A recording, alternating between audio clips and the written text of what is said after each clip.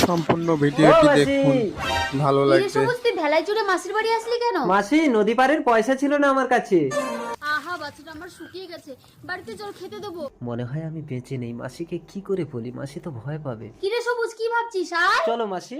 বৌদি 6 মাস তো হয়ে গেল দাদা মরে গেছে, এবার শাখা সিঁদুরটা আমার নামে পড়ো। তাই দাও ঠাকুরপো। মাসি এ কি অনর্থ সাহিত্য, তুই দাদার বউকে বিয়ে কি করছিস? করবো মাসি, সবুজ দা তো 6 মাস আগেই মারা গেছে। সবুজ 6 মাস আগে মারা গেছে, তাহলে আমার ঘরে ওটা কি? ও মাসি, মাসি গেল কোথায়? ও, আমাকে ভয় লেগে গেছে। আয়নার ভেতরে তো আমি।